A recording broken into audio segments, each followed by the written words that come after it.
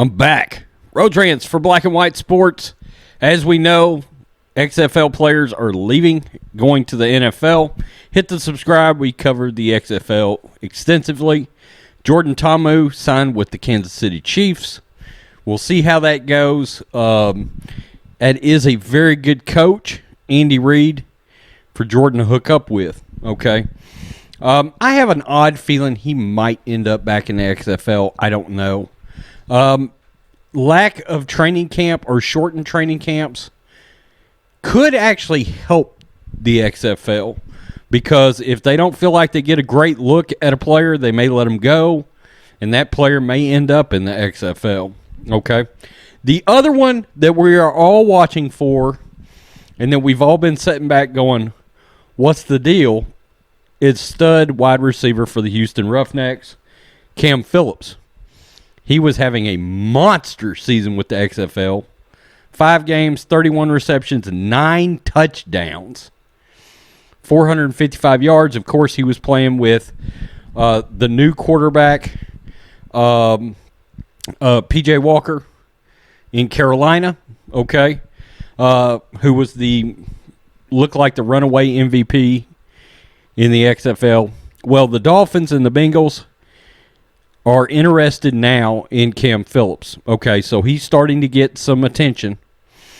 And in case you're wondering, Cam had 3,000 receiving yards in college, and he was playing for the Hokies. One of the things that he went undrafted in the 2018 draft, the NFL draft, one reason is he ran a 4.78. But look, we've seen a lot of wide receivers run in that 4.7 range, end up have big NFL careers. Sometimes it's about, hey, not about your 40, what's your football speed like?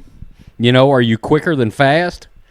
Do you run better with the pads on, believe it or not? Some guys are that way. Do you run great routes? Do you have great hands? They've got Devontae Parker in Miami, along with Albert Wilson. Parker showed out last year. He did, finally. The Bengals, they're keeping A.J. Green. I think they should have traded him and got a draft pick for him, but they're keeping him. Cam Phillips, A.J. Green might end up being a combo there, right? And if everything falls through, Cam Phillips will be back with the Houston Roughnecks, likely with a new quarterback. So we'll see there how that works out.